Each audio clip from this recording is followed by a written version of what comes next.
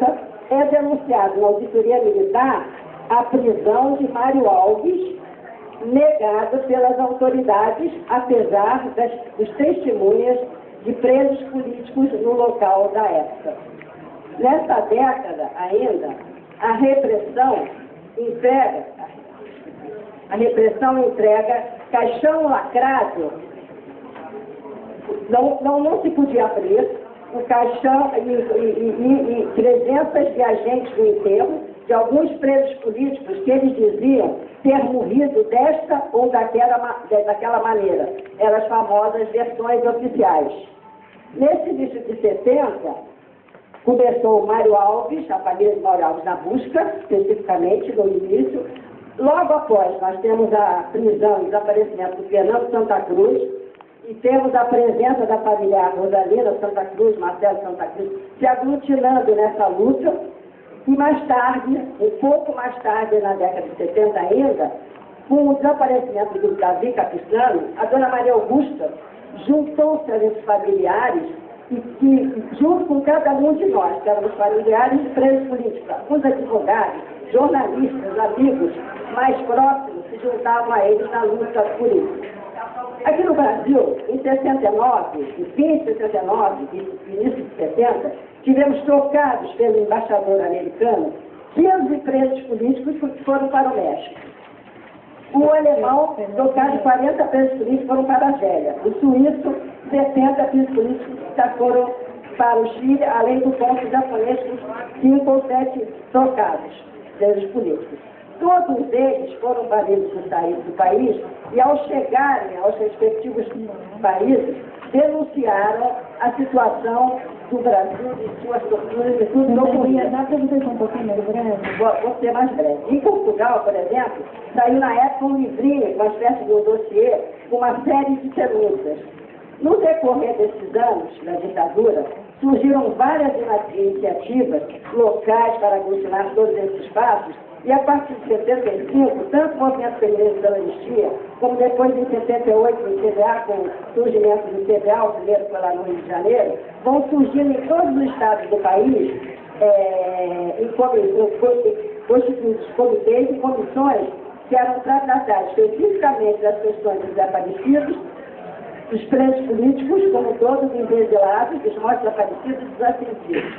Em novembro de 68, realizou-se aqui em São Paulo o primeiro Congresso Nacional pela Anistia Geral e Justiça, e esse congresso possibilitou o encontro de militantes de todo o país, de familiares de todo o país, de setores da sociedade organizada, de presos de todo o país, e foi uma profunda troca de informações sobre tudo que tinha ocorrido em cada canto dos locais clandestinos onde eles eram presos e reprimidos, a tortura de muitos presos políticos, mortos e desaparecidos, alguns considerados pelas autoridades como fugitivos.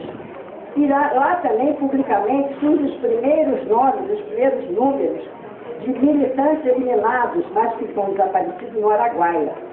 Estas todas foram fontes que nos ajudaram a elaborar relatórios parciais. Em junho de 1979, no Rio de Janeiro, realizou-se o Encontro Nacional Estou acabando, Cidade da Anistia, e foi apresentado e distribuído para os presentes uma publicação contendo a relação atualizada dos presos políticos, documento de presos políticos da Frecaneca, relatório parcial dos mortos pelo regime militar de 74, relatório dos presos políticos desaparecidos, relatório parcial dos combatentes mortos desaparecidos na guerrilha do Araguaia, relatório de pessoas mortas e desaparecidas no exterior. Uma nota de que todos esses relatórios são parciais. Todos esses fatos e iniciativas ocorreram e se desenvolveram antes do decreto de anistia, ainda sob a ditadura.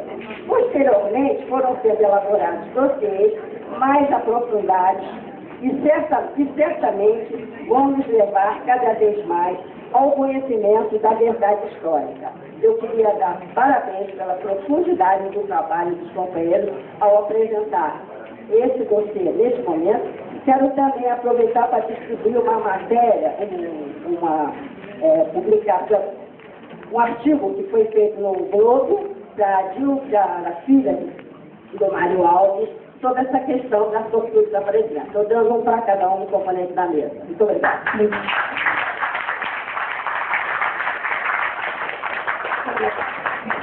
São inscritos a Crimeia, o senhor de camisa amarela, o Belisário e o senhor de camiseta verde. E a gente encerra as inscrições, tá bem? E a gente pede, então, para que as falas sejam breves, para dar tempo de a gente ir até lá embaixo tranquilamente. O próximo é a primeira. Eu não tenho uma pergunta para ti. Eu queria responder a respeito do que disse o Dr. Marco Antônio Barbosa sobre a portaria do Ministério da Justiça. Nós discordamos completamente dessa portaria por duas razões que eu vou citar aqui muito breve.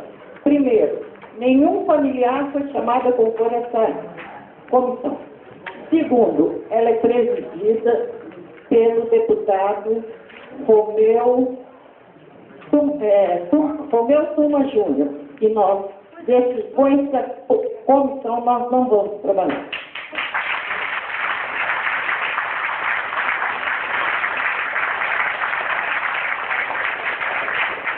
O primeiro se refere à comissão que está sendo formada para buscar os corpos, espécies de mortais e guerrilheiros desaparecidos na Guerrilha do Araguaia e investigar possíveis responsáveis, não é? Não é essa portaria que nós estamos falando? Então é isso. Próxima pessoa é o de camisa amarela. Camisa verde. Boa tarde a todos. Meu nome é Rossano Barros, eu sou arqueólogo do Instituto do Patrimônio Histórico e Artístico Nacional e vim aqui deixar uma contribuição para a Comissão dos Familiares de Mortos e Desaparecidos. Serei absolutamente breve.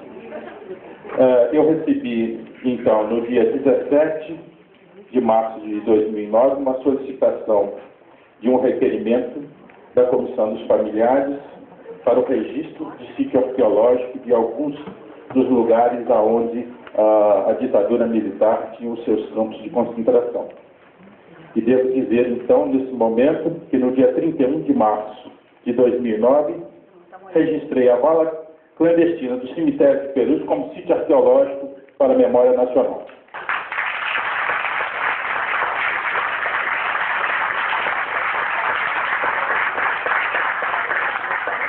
Outro sim, esse documento, passo agora então a mesa nas mãos da Janaína, é um original, que pode ser registrado. Instauramos então um procedimento no Instituto, onde registraremos também, como todos os lugares de memória, todos aqueles que foram solicitados para constar da memória. Eles não satisfeitos em ter os mortos e os desaparecidos, queriam ter também um esquecimento. Mas se depender de nós, não terão esse esquecimento. Será registrado na memória nacional como bens da União Federal, como bens de alcance social, como bens que representarão a memória dessa nação. Não só o cemitério de Perus, não só a vala clandestina, mas a delegacia da Rua Tutóia, mas o cemitério de Pinheiros e todos os outros que visitaremos e faremos isso. Essa é a nossa contribuição.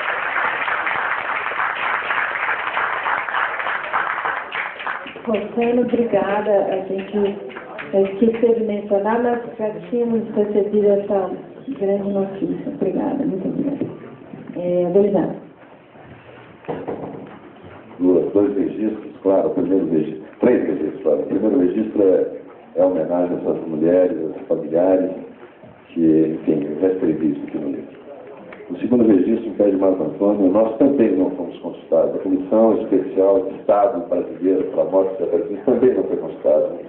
Estudados pela imprensa dessa questão do Ministério da Justiça. O terceiro registro é que ontem, professor Comparato, aqui nesta sala, e também em Valência, e também na cidade de São Salvador, foi lido a sentença do primeiro Tribunal de Justiça Restaurativa para El Salvador, convocada pelo Instituto de Direitos Humanos da Universidade Centro-Americana, de que participamos Paulo Abrão, juiz brasileiro, eu, um juiz espanhol, um advogado espanhol, uma combatente de direitos humanos de El Salvador e um jurista de El Salvador. E o resultado final, eu tenho a sentença e exponho inclusive em CD-ROM, que não esteve aqui ontem, eu poderei fazer chegar. Ela trata de temas muito, muito interessantes, como a questão da imprescritibilidade dos crimes contra a humanidade. Ela trata da questão da impossibilidade da lei de editar-se na lei de anistia, no caso especial de El Salvador, por ingerência da Comissão Interamericana de Direitos Humanos. O governo de El Salvador aceitou uma comissão de verdade e justiça, cujos resultados foram excepcionais, muito bons, estão sendo considerados ainda hoje para efeito de várias medidas, mas o governo de El Salvador, 2 meses depois, editou uma lei, o Congresso de El Salvador, 2 meses depois, editou uma lei de autoanistia para os torturadores. Então é uma situação bastante difícil. Então, essas questões todas foram enfocadas por esse tribunal. Evidentemente, eu não vou ler sentença em 45 folhas, mas o juiz escreve muito, mas eu coloco à disposição da mesa e todos que se interessarem. Ela toca em temas, inclusive, crimes conexos, coisas que a gente já ouviu muito falar aqui entre nós. É isso, é esse registro que eu queria dizer. E claro, o governo de El Salvador, o Estado, não o governo, o Estado de El Salvador foi condenado, claro. Inclusive, professor Comparato, há 2 questões que me parecem relevantes, que é a questão da condenação por lesão ao patrimônio de comunidade, e também há uma questão que, em matéria de responsabilidade civil, é bastante moderna e atual, que é a questão de responsabilizar o Estado por reparar o projeto de vida que foi frustrado com a ação dos massacres, das desaparições forçadas e das execuções sumárias que aquele povo sofreu. É claro, é um tribunal moral, mas o que em matéria de direitos humanos não começa no moral, no ético, né? Então, esse é o relatório que eu queria dizer. Concluo que está à disposição de todos que se interessarem.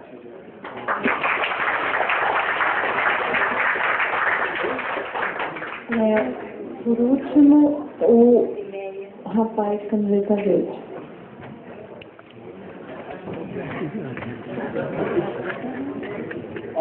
Quando é a primeira vez numa plenária de esporte, me chamo de senhor de rapaz. Eu sou Ribeira, sou ex-preso político e militante da LN, e gostaria de chamar a atenção, inclusive, para aproveitar a presença do professor Carlos Comparato e de vários componentes, como o companheiro Adriano. É o seguinte, eu acho que essa questão dos mortos e desaparecidos tem que ser ampliada, gente. Essa discussão tem que abranger outra. Então, eu sou ruim de microfone, desculpa. Eu por orar, Deus que peça. Então, essa questão, eu insisto num problema. Os assassinos e torturadores não trabalharam por si só. Havia todo um aparato jurídico, militar e fundamentalmente empresarial que suportou isso durante muitos anos. Esses empresários brasileiros, essa burguesia brasileira, está muito cômoda, porque hoje todo mundo chama de ditadura militar. Então é o seguinte, foi uma ditadura militar? Sim, foi uma ditadura militar, mas quem é que financiou? E essa questão só vai ser esclarecida quando a gente tiver uma ação clara e firme pela abertura dos arquivos. Nós temos enfrentado uma grande dificuldade na luta por essa abertura dos arquivos. Nós precisamos ter isso aí, precisamos saber qual foi o papel do Sebastião Camargo no financiamento de recursos para a Operação Bandeirantes. Precisamos saber qual foi o papel do pessoal lá do PRI, que é da Grupo em manter um carrasco chamado Boyesen, na sua estrutura, que vinha torturar presos políticos na Albânia. Então, esse tipo de coisa não tem sido colocado, nós precisamos ampliar isso. Mortos e desaparecidos estão todos nesse contexto. Esses mortos e desaparecidos foram mortos com um financiamento dessa burguesia brasileira que estava lá. pagando por tudo isso. Então, vamos parar de simplificar a coisa. É uma ditadura militar? Sim. Mas só, torturadores, assassinos, estavam sendo financiados e sustentados por alguém. Eu acho que isso tem que ser incluído em qualquer luta que exista no Brasil que releve a resistência. E por falar em relembrar a resistência, nós vamos exibir depois um filme sobre o Memorial da Resistência, esse prédio que nós temos aqui. Muito obrigado.